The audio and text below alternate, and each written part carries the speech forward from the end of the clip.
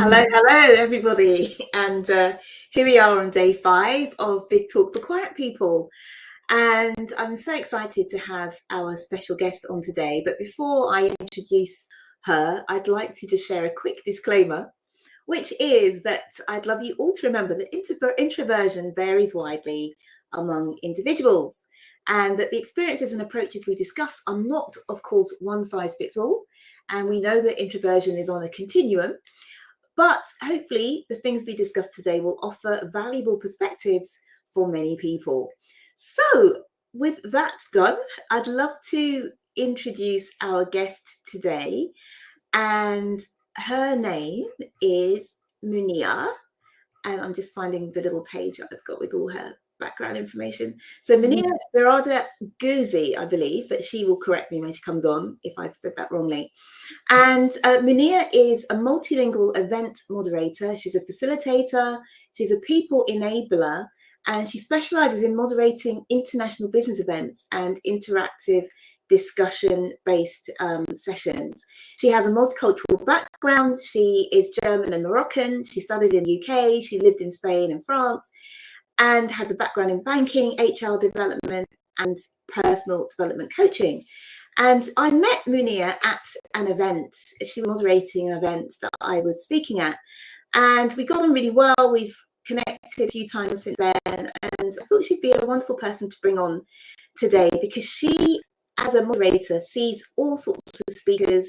She runs panels regularly, round tables, and there's this idea among many introverts that we don't make good speakers, we don't make good presenters.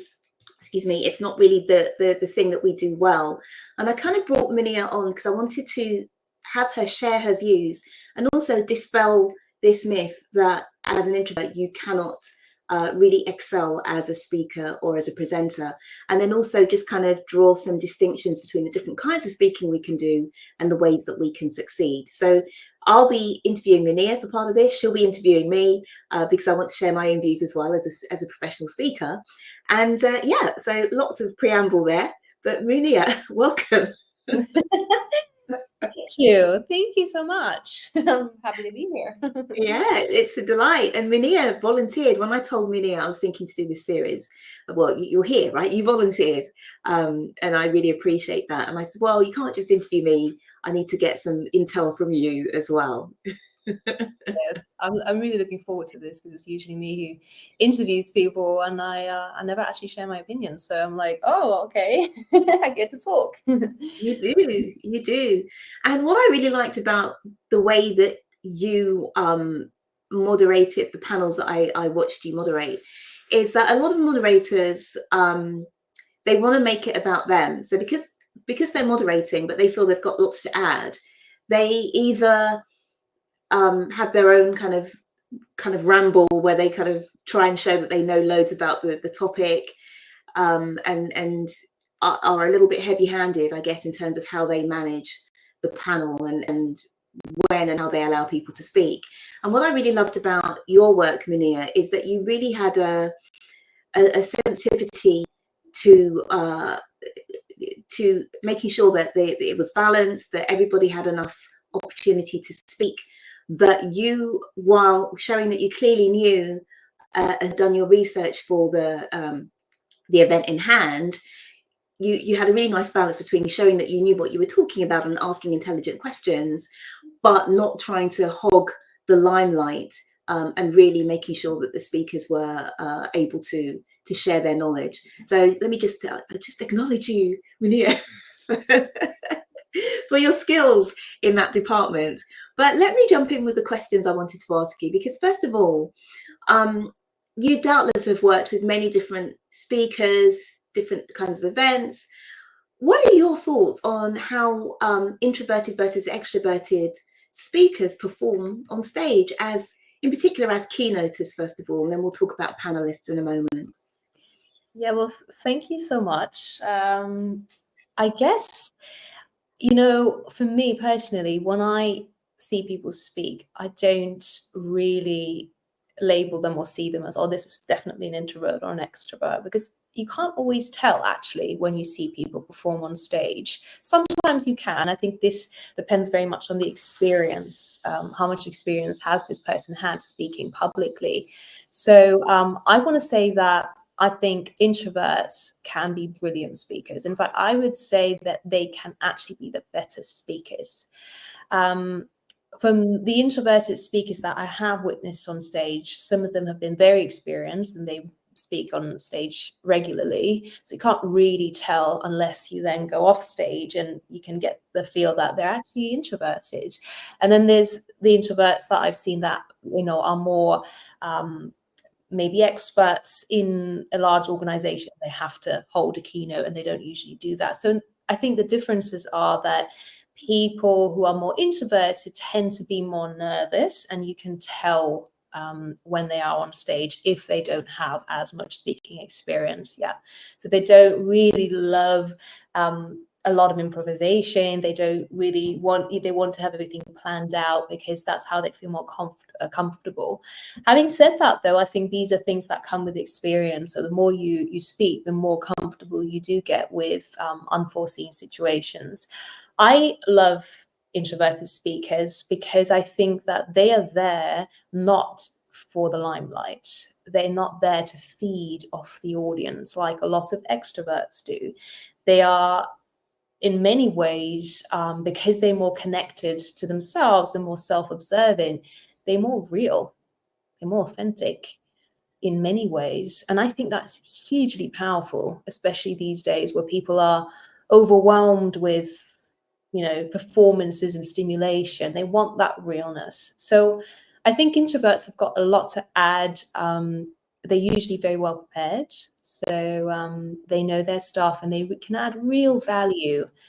I've seen introverts do kind of demos and really walk people through a practical case. And that was so powerful because they use things like videos and images and a story that they were telling, and it was very powerful. So all in all, I would say that I think introverts are really great speakers and can be powerful speakers, and that there doesn't have to be this distinction, but that they are often less confident at the beginning when they're not used to speaking. So I'm going to stop there. What an interesting response. And I know personally, and we'll talk about my experiences a bit more in a moment, but I know personally, and I, as a speaker, but also somebody who was a professional entertainer for more than a decade, and my partner would come to my gigs and things with me, and he'd always say, "Oh, you excited about going on stage?" And the answer was never, ever, ever, "Yes, I can't wait to have these, 100,000 whatever eyeballs on me." Never, ever. It was always, "I'm excited to maybe interpret this song in a different way, or to give these people some sort of experience because they've come out and they want to have a good time, or feel some emotion through the music."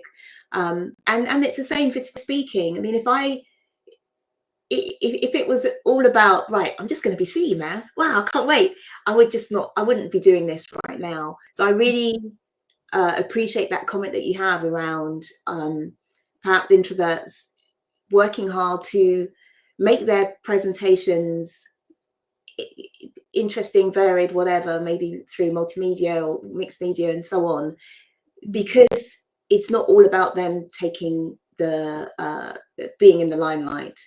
And there's an element of wanting to serve and serving through delivering through presentations, panels, whatever, rather than this is the be all and end all because I just want people to see me. So I appreciate that comment.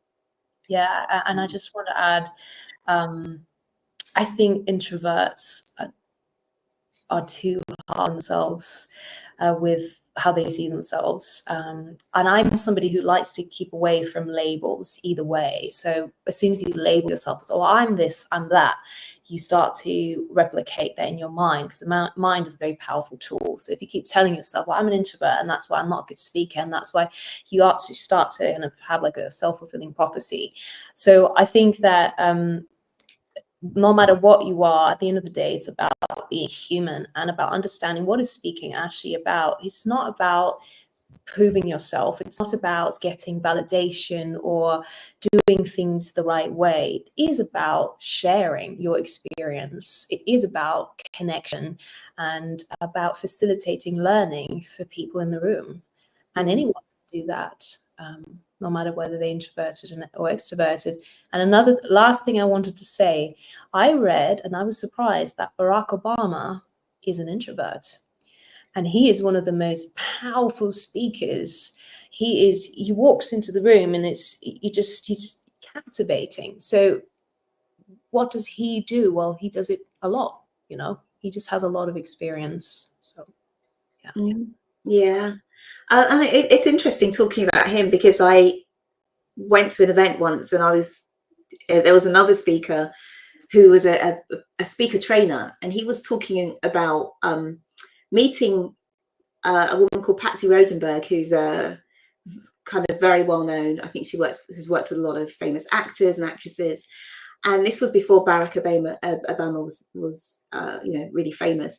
And this Patsy Rodenberg was off to work with Barack Obama, because apparently he was a rising star in the Democratic Party, but his speaking was shaky, like he didn't have it all connected yet. So she was flying off to Chicago, wherever it was, to meet with him to then, elevate his speaking skills. So it just shows that everyone can do with a little bit of help here and there.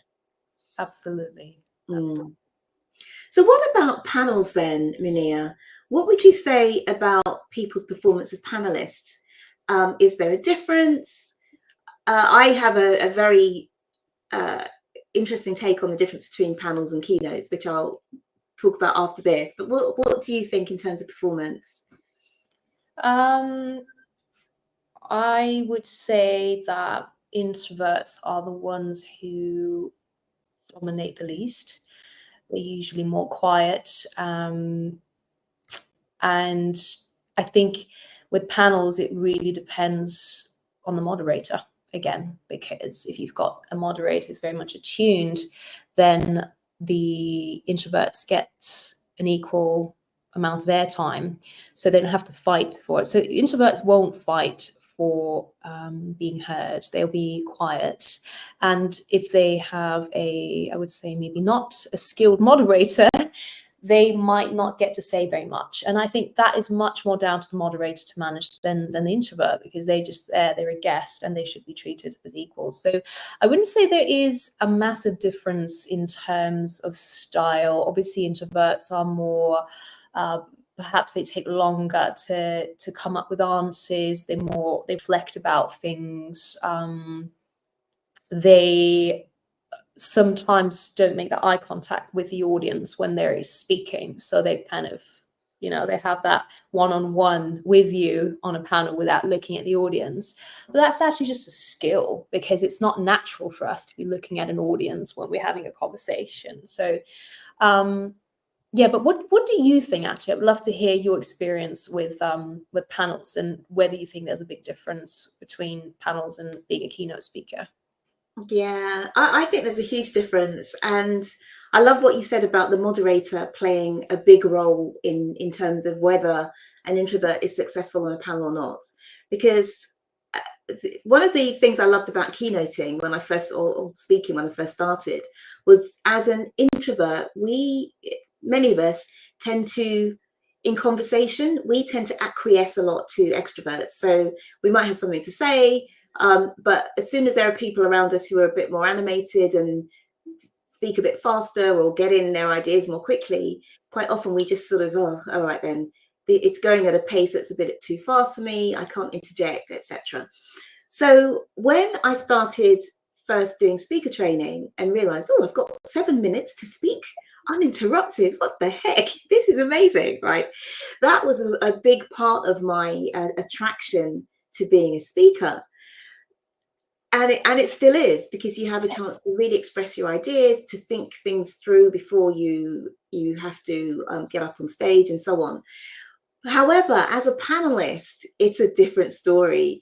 And I remember the first panel that I did was quite a high profile one. So my first book had come out, How to Be a Diva at Public Speaking.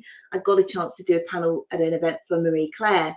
And there was somebody on who is quite a well-known influencer, and she's very, very extroverted, super extroverted.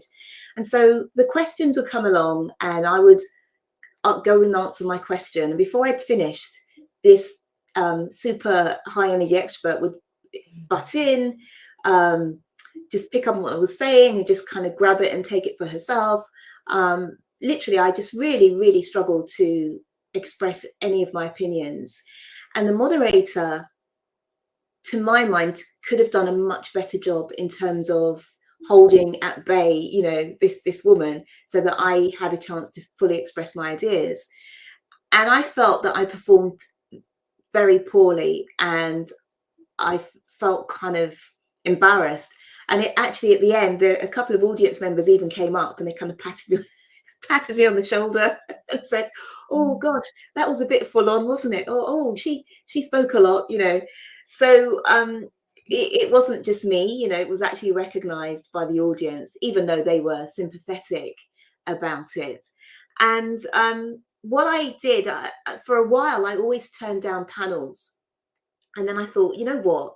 I need to, because sometimes it's an opportunity and they won't have you as a keynoter. You just have to kind of get your few words in as a panelist. So then I thought, okay, I need to have an implementation plan for how I can succeed at this panel. And so I said to myself, all right then, well, I can't change who I am, but anytime there's a question that comes to me and somebody just like steals the time away and I can't finish, the next time I'm asked, I will say, yeah, happy to answer that. But first, let me just continue my point from before, because I didn't quite finish. And I made sure that every single time I just did that. And so what it did for me is it made me feel a lot calmer, because I knew that some way, somehow I would finish. And it made me feel more prepared. And again, I didn't come across poorly, because now I was actually able to finish every response. So that was my strategy. But I feel that it's quite tough as an introvert to be in panels, and if the moderator is a bit not rubbish, but if the moderator is insensitive, it can really come off poorly for the introverts. I see you nodding, Mounia. Yeah, I'm sorry you had that experience. I don't think anyone should have that experience, to be very honest. And I would challenge the moderator, not because I am one myself, but because a panel, you know, the kind of chair of that panel is the moderator. They are in charge of both the guests, the panelists, and the audience. That is their job, to make sure that everybody is seen and heard. And so I guess the only tip I would have is, if you are going to be on a panel, make sure you meet the moderator in advance. So not at the event, but a couple of weeks before, set up a virtual call where you can actually see them and sense what kind of person they are, and express your concerns to them if you feel comfortable. Say, you know, like, how would you handle such a situation? Could you make sure that, you know, people don't interrupt? So be clear about your needs. I would say, and also the opportunity to perhaps meet with the panelists in advance, so that you can get to know them a little bit better. You can get to understand what their points are.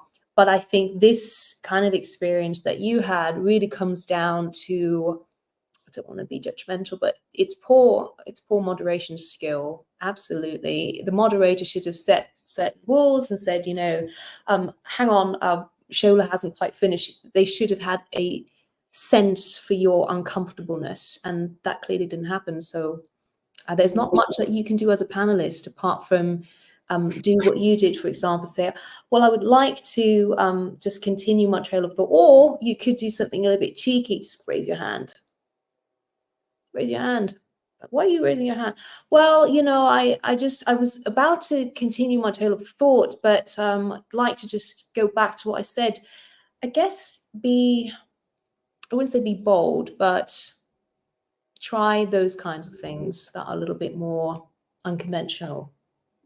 Yeah, good advice. Because I think for introverts as well, it can seem distasteful to butt in, because I know that many people have no problem with it, or they'll talk over you or whatever, but it's actually and again, I'm not speaking for every introvert, but there's just like a distaste, or like, oh, there's no way I could. And it's not even from fear, but it just seems like sort of low down, dirty behaviour to kind of butt in when somebody else is speaking.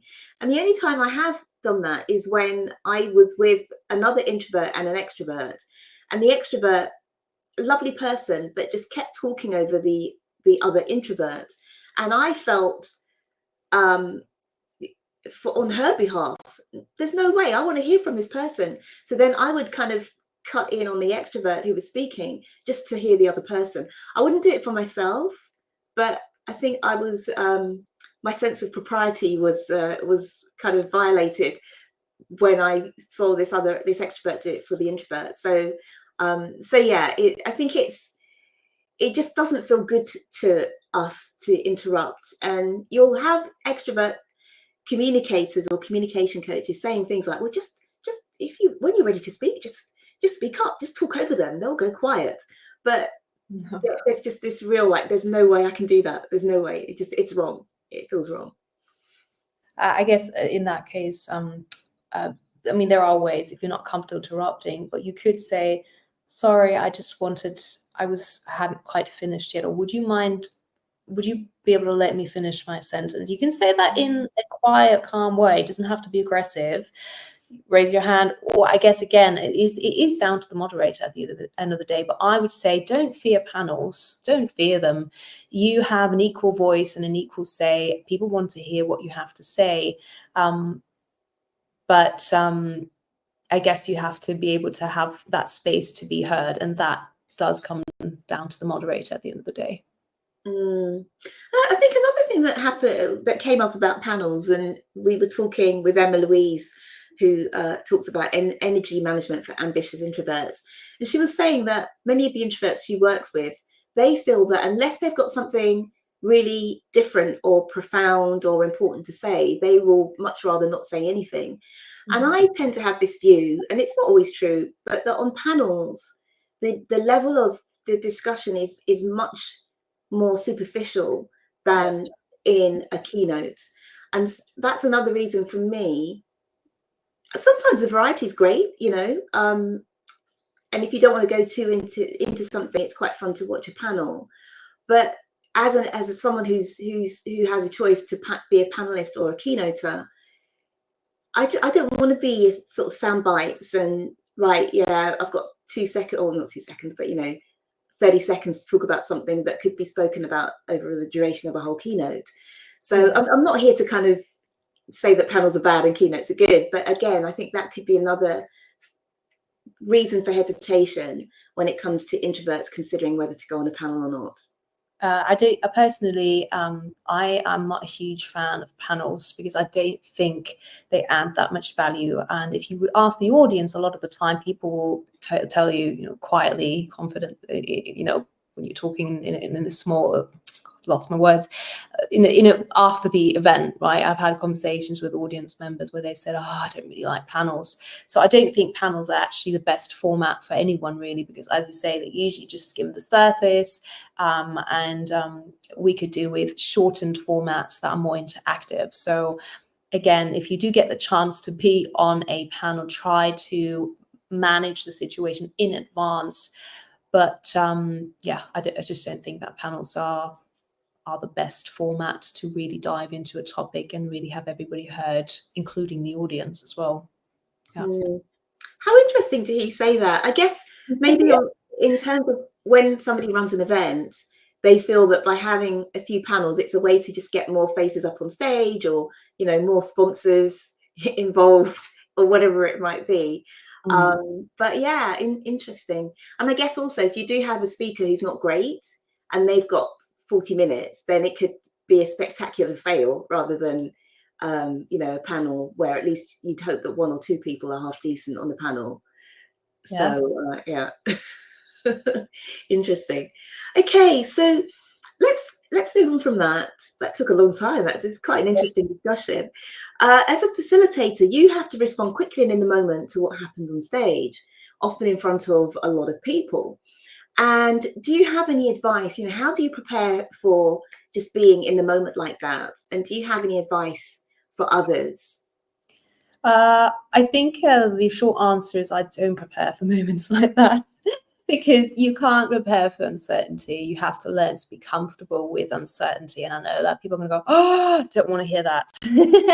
But to be honest, I learned through trial and error. I had some moments that were really quite scary where I was completely out of my depth, didn't know what to do. And I learned through that. So I would say, remember that things can happen, things will go wrong and can go wrong. Try to make yourself as comfortable with that as possible. Now, depending on what can go wrong, there could be so many things, but let's say the classical things like the clicker doesn't work, the mic doesn't work, or you have a blank. There is things that you can do in advance to prepare yourself. For example, one of the things is just mental preparation, to just take a breath and play with pauses. So say the clicker doesn't work. People, a lot of time, introverts, they get very nervous. They go, oh, the clicker's not working, the clicker's not working. You could just be vulnerable and say, oh, the clicker's not working, apologize. Could somebody in the tech team help me? To prepare for something like that, you could always have cards, physical cards, where you've got your notes, so that in case the clicker doesn't work, you've got something to hold on to, right? If you have a blank, for example, it's one of the biggest fears of a lot of people. What could you do? Well, taking a breath, breathing and stopping, and just either using words like so, and, pausing, right? Or admitting defeat and saying, I can't believe I just forgot what I wanted to say. I'm sure it must have happened to you here in the audience, right? Such an embarrassing thing to happen. Admit, make yourself vulnerable, slow the pace down of your speaking. Because I've noticed that when people speak too fast, they will often lose touch with what they wanted to say. So connecting back to your body through a breath, verbalizing that you just lost the plot, making a joke out of it will make you human, it will make you relatable, and I think it's very powerful. But I don't know what you mean with, and again, this is a question to you, speaking in front of a large audience, preparing for the unforeseen. Maybe you have a particular example that you wanted some input on.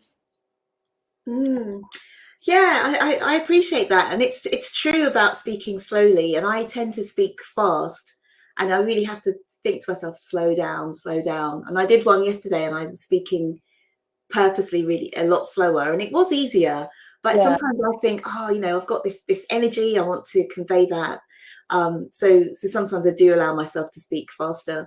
But what you were saying just now was making me think about this idea that we often want to look good when we're on stage, and what's in our head is got to look good, got to look good, and then that stops us from being present. And as a result of that, then when we're not present, if something goes wrong, it has a much bigger impact than if we're in the moment. And I remember I did a talk at the Royal College of Engineers in front of maybe 200 or 300 people. And there was a gap. They'd obviously put up a temporary stage, and there was a gap between the wall behind us and the stage. And there was a curtain, so you couldn't see there was a gap. So I went and stood, and stood near the wall. And of course, my foot just went into the gap, and I kind of fell over. And it's like, when you've got a baby and the baby falls over, they're learning to walk, and they fall over, and then they look at the mum or the dad, and depending on the mum and dad's response, they either laugh or they start crying. And as I fell back, you could see the audience looking at me, and they're like, how is she going to respond? Yeah. And I just laughed. I said, oh, goodness me, and then just carried on.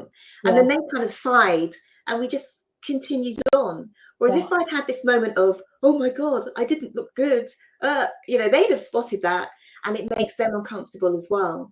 So I think in terms of going back to the MO for introverts in terms of when they're speaking and it being about being of service, again, if you're thinking, well, how can I make sure my audience is feeling at ease? anything that you experience, they're going to experience as well. So again, take yourself away from this. I've got to look good. Something happened, went slightly wrong. I want them to feel good. So I have to feel good and get over this really fast. So that's my kind of way of dealing with things that go poorly. I think if you don't mind, I have a question for you about that. Bigger audiences as well, as we were speaking about, because obviously we want to hear your input as well. And I know we don't have that much time, or we could go over, couldn't we? Yeah, right. You know, speaking about, you know, large audiences, I would be curious, like, what motivates you to speak in front of large audiences, given your introversion? Are there any empowering ways, apart from what you just mentioned, right, that introverts can perhaps reframe their experience in front of large audiences? Yes, yeah. I think so if you're not really turned on by having loads of Bible on you, which I think is the case for many, many introverts, you've got to start thinking, well, what's in it for me? So let's say that at work, maybe you're not a professional speaker, but maybe at work you have a chance to speak at a big conference or so I think first of all, you've got to think, well, what's in it for me? Is this worth doing? If it is worth doing, then you've got to try and extract as much goodness from it, you know, from the process, so that you enjoy everything leading up to it and you're not dreading, oh my gosh, you know, countdown, right, day 60, day 59, whatever it might be. So so for me, I often think about, oh, okay, this is exciting. It's a chance to be creative. So that will help me think about, okay, how am I going to package up this information?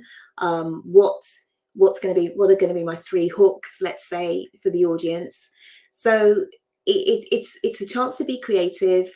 It's also a chance to be interactive. And when I first started speaking, I thought, gosh, because I started with going to like Toastmasters and public speaking clubs where you might have 5 minutes or 7 minutes to speak, or 20 minutes max. And then when now you've got an hour, or you've maybe even got longer sometimes, it's like, well, how can I face being the center of attention for that amount of time? So then I started to think about, well, what can I do to deflect attention away from me? And so that was the beginnings of me wanting to do interactive speaking, so that the audience had a chance to get involved, whether it was turn to your partner, talk about what I've just discussed, or answer these 3 questions with your partner, or whether it was at the end of each chunk of content, giving a slide for people to reflect upon, and having them, for example, rate yourself on how empathetic you are. Put your hand up. Are you yellow? Are you green? Are you red? And quite often, those moments of reflection are as powerful, if not more so, than the content that you're sharing, because people can forget the content, but they rarely will forget if they have a light bulb moment, or they realize, oh gosh, I need to go back and speak to my child about this thing because our relationship is suffering. Or it's those sorts of impacts that we can have on our audience, which for me really make it worthwhile. And while we may not always hear from the audience in terms of what they've got from that, you have to trust that if you're asking the right questions, coupled with the right information to really get people to dig deep and have some kind of transformation, you can really, truly change lives. And I've had people contact me on LinkedIn and say, I'm rushing home right now. I've got to speak to my wife. We've been really struggling, but I see now with this framework or whatever, I can turn things around. Or people nearly in tears. I've had this contact with my child and it's been transformational. So for me, it's about the impact on the individual, and also on the group. But I think sometimes when we look at it as a whole group, it's like, oh, us versus, you know, these 100 people in the audience, me against them, versus each of these people here, they've got something to take away. And so before I do every talk, I'm not religious at all, but I'll say, please let me give these people what they need today. And so then again, it's not about me. It's not about let me look good, let my dress, you know, shine radiantly in the spotlight, right? It's just let these people take away the thing that they came for. And again, the more you can deflect away from you and think about, I want to do this really well for them, the more you can enjoy the process, I think, as an introvert. Absolutely. You said some really powerful things. One of them being, that interactive piece as well. I think keynotes, panels, whatever these days, events have to be more interactive. So you've got an advantage there if you're an introvert, if you design your keynote with interaction in mind by using rhetorical questions, asking people to raise their hand. How many of you think that? Raise your hand.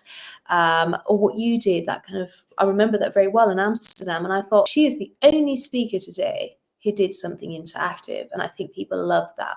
And so I think there's so much power there for introverts to use that interactive element, that creativity, to create that connection. And then you've solved the problem of, how do I engage my audience? Well, by involving them, asking them questions, asking them to raise their hand and to reflect. And another piece that I think you said that is so true, when we make it less about ourselves and really about being in the now, in the moment, and disconnecting from all of those thoughts of, oh my God, am I going to do, oh my God, and really just observe ourselves as this kind of container of energy that's there in that moment. How can I serve? How can I just share? Then we are just so much more at ease with being there. We of course we have the right to be there. It doesn't matter if we're introverted or not. We're just there to share. Yeah.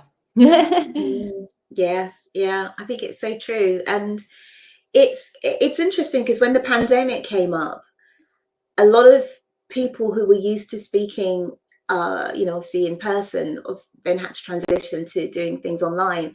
And I had clients say to me that some of their moderators, facilitators, once they had to go online, did, oh, forget it, I don't do this anymore. They just kind of checked out and did something else. And I personally love speaking online just because you can actually have a real-time dialogue, one to many.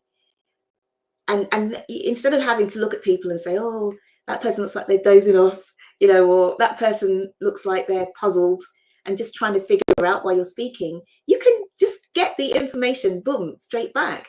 And so another thing that I absolutely love to do is just have the chat open when I'm keynoting virtually. And I know that some people get distracted by that, or they don't like to pause and say, oh, Johnny in Madrid, love the comment that you just made about da-da-da-da-da, right?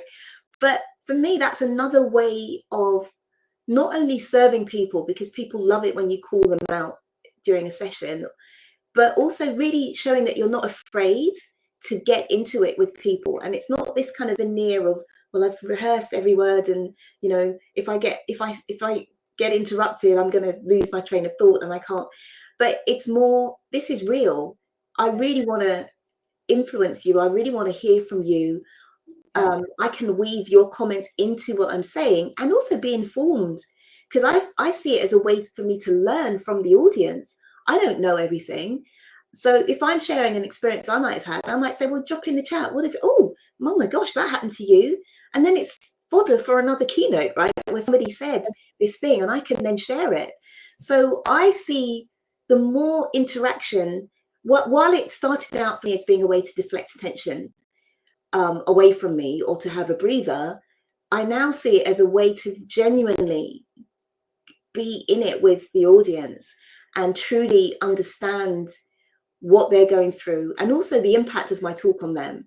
So if you say, well, what do you think of that? And nobody drops anything in the chat at all, maybe it didn't land, right? Versus you do keynote and it's not until minute 50 or the Q&A that you get some sort of decent feedback from the audience. So I don't know what you think about that. You doubtless do virtual events as well as in person. Yeah, and I really do like virtual events, because a lot of the virtual events I do are more interactive, more intimate rounds where I moderate conversations, and people do really love the opportunity to just share. So sometimes, especially at the beginning, I have started, instead of me, ticking off a list of questions, I will ask a question and then I say, who'd like to go first? Is anyone who has a particular view on this? And or say, for example, one attendee has spoken, I might say, what does everybody else think about that? Do you have any questions for, I don't know, Antonia? So I think the interactive piece and really steering away from, I have to have this perfect, glossy, polished presentation, I need to look good, to we are humans and let's keep it real. And realness means imperfection. So, and the same that happens online and offline. So the virtual piece, I would say virtual can be really powerful. But saying that, obviously you talked about virtual versus in person, and I'd be curious to know in terms of perhaps the differences of how you prepare for them, and maybe are there any questions from anybody watching us today? Because we've gone over time, haven't we? But it's quite an interesting conversation. Yeah, and there have been some great comments actually from people in the audience, and the reason I haven't taken them as I've gone along is just so that we can record our conversation in a block, and then we can deal with the Q&A in just a moment. So if anyone does have questions, please feel free to drop them into the chat. But yeah, in terms of preparation, I tend to, as I say, make my sessions interactive anyway. But if I'm doing a virtual session, I will add many more interactive pieces to it, because that interaction can go on while I'm speaking. So I'll ask people a question and I'll say, right, and I'll take a few answers, and then I'll say, well, continue on because your colleagues are reading this. This is a way to get the conversation going. You can use this as hooks afterwards, after I'm done. Continue on, but obviously I've only got a certain amount of time with you, so I need now to carry on with my keynote. So I will probably make sure, if I'm doing let's say a 1 hour long keynote that's virtual, I will have probably 3 chunks of content, at the end of which there'll be some sort of opportunity for reflection and sharing. And I'll make sure, because not everybody wants to put deep stuff in the chat, right? I remember one speaker who I was in a group, a Facebook group, and he said, well, we were talking about this, I don't know, maybe it's mental health or something. And I was saying to people, well, put down your mental health challenges in the chat. No one put anything. Like, come on, right? Give me a break. So you've got to ask people the right questions. Either you ask something where they can just do red, yellow, and green. How do you feel you rate on this thing? 1 to 10, red, yellow, green. If perhaps you're saying to people, well, this is an example. Are you an introvert, extrovert, or ambivert? 1 introvert, 2 extrovert, 3 ambivert. Put a number in the chat, 1, 2, 3. And I always say, if somebody's leaning back, they're on the sofa eating French fries, they've got the laptop on their knee, can they still somehow participate online in Shola's event? So if it's just tap one key here and there, boom, I'm happy that you're still doing that, because you're still taking something away. So I have more interactive sections in a virtual keynote than, of course, in a real life one, because every time if you've got an audience of, say, 100 people, you've got to stop them for, you've got to introduce the interactive piece, tell them how it's going to work, who's going to go first, how long they've got, start them off, stop them. Right, you can't do too much of that in a 1 hour session. Whereas with virtual, the barrier to getting involved is so low that you can just have stuff going on all the time. And I think, although some people might say, well, they should be listening to you, people will absorb your content in their own way. Some will just kick back and listen. Some will want to interact, and that's up to them. But let me give them some options, because most people now have short attention spans, and I want to make sure that they can get as much as they can from that time with me. Absolutely. And you can do a lot of the stuff in person as well. You just have to tweak it a little bit, rather than red, green, or whatever you can say, put up your hand if whatever, or,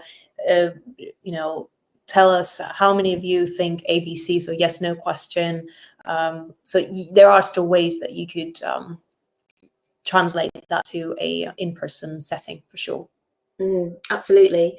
And it's interesting, isn't it? Because sometimes in person I'll say, put your hand up if you've done this, or put your hand up if you, and then every now and again you get these, oddball comments in the surveys, and someone said, well, you know what, there was too much put your hands up. I don't Okay. but I guess if you don't want to put your hand up, you just keep your hand down, right? But Yeah. I love doing surveys. It's good because it really just keeps you humble, because you might have thought, yeah, I did a great job, and then you get someone with some really acerbic kind of negative comment. And we were talking about this before, weren't we, and how you can't allow the comments to stop you from doing the thing that you do. Because if it's one person out of 50 that says, I don't like the fact that you advertised your email newsletter in the survey, so be it. Sorry, you didn't like it, but 49 people didn't complain. So there's the balance of how you treat feedback. Do you really let it get to you, or do you just say, okay, I'll take this, I'll discard that, etc. I think one last point to that is we can learn as humans to train ourselves to not be attached to what people are going to do or not do. Are people going to like me? Am I going to grab their attention or not? Etc., etc., etc. So when we're attached to a certain response from the audience, then we're almost giving our power away. So go on that stage and don't be attached to a particular outcome, to what people have or have to not do. If people don't, give you negative feedback, learn from that, and then move on to the next experience. In that sense, it's all a learning experience. It's not, oh, you did this wrong, I failed. It's really just reframing of how we think about speaking. Yes, yeah. I've got the ticker on here in case there are any questions. We've had a good amount of responses in the chat, and I know there is typically a lag. There's, I think, a 5-minute delay between what we're saying and when it appears on LinkedIn. So I'm mindful of that. Let's see if there's anything else. I know we've got our list of questions here. Yes, I can ask you. I have another question for you, actually, if you want. Okay, go on then. And then maybe we'll close after that. Go for it. So let's say you have advice to give for people, introverts, who have to give presentations, whether that's for work or maybe they want to do more public speaking in order to accelerate their career. What advice do you have for them? Are there any particular strategies, also in terms of how they can manage their energy better? Let us know what your thoughts are. Yeah, I think one thing that can come up is that we can give people too much information sometimes. And this I find in particular with women, where we want to be really earnest and, oh, I've got to do this thing, so I'm going to give them everything. And part of our job as speakers is we have to be selective and think about what is best for this audience. I can't give them everything. Whether it's the most entertaining, the most impactful, the most relevant, and be okay with that, with them not having every single thing. So I think that is one thing to think about, and typically, and also to think about not only the content but the delivery, because again, people will think about content for ages and then they'll practice for half an hour before they go on. And I've got my kind of speaker coach hat on now, because I used to do a lot of speaker coaching. Some people will not be interested at all in the content, but they're more turned on or off by the way that you deliver it.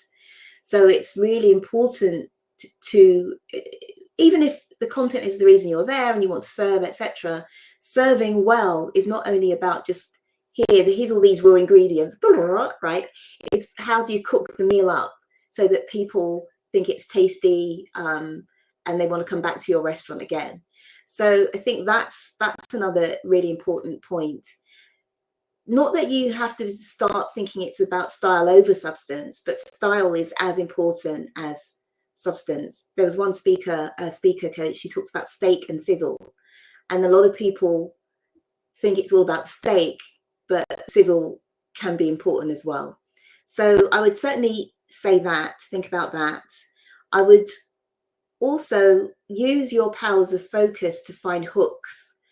So typically as keynoters, we might break a keynote into 3 sections and then find one hook or a word, or, the curious, be calm, be connected, the 3 C's, or just some scaffold, if you like, so that it's easier for people to remember your presentation. And I think when we are a bit obsessed with giving all the content we possibly can, we forget about the scaffold, we forget about the packaging.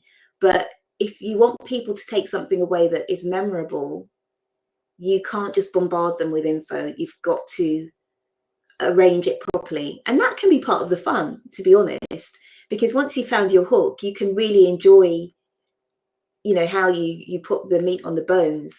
And so if you're not enjoying the bit about being in front of people, you can enjoy the planning, the thought, but you have to give yourself enough time to really get into that and to do it properly. You're a great coach. Can people book in with you? Got some really valuable input.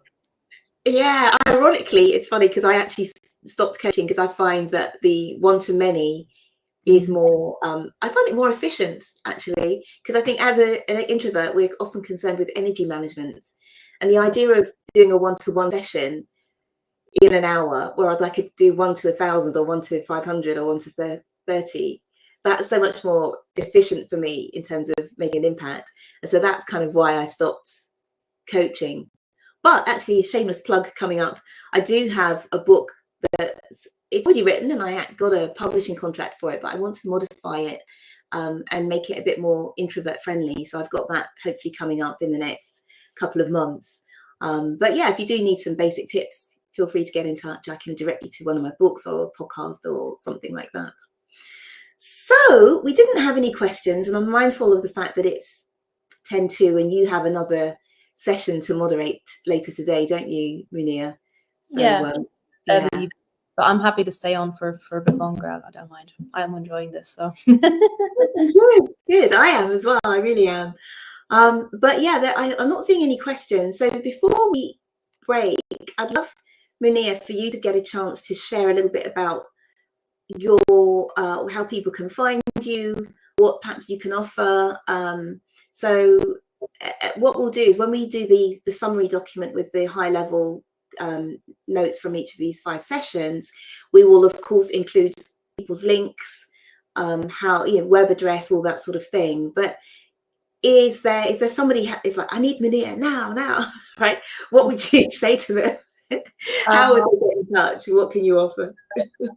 I would say just send me a PM on LinkedIn and just tell me what you need and what your thoughts are and how I can help you.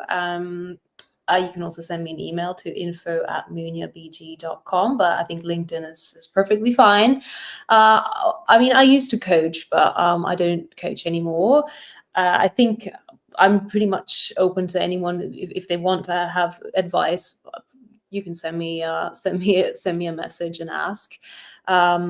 I love moderating events. So obviously this is what I do for a living. I moderate conferences, in-person conferences and virtual conferences. I do interviews. So if anyone wants to do a format like this, I mean, why not? So yeah, I'm somebody who always likes to meet new people and learn and connect and find synergies to work with. Wonderful. And I certainly feel like, as I say, I just feel like you've been a really sensitive person as a moderator. And so I'd say to anybody, if they want to be a better moderator, then reach out to Mounia, because she's so experienced and she can certainly give you a few tips and insights as well. So I'm mindful of the fact I was telling people that this would be a 40-minute conversation. We've gone over time a bit, but I've really, really enjoyed this.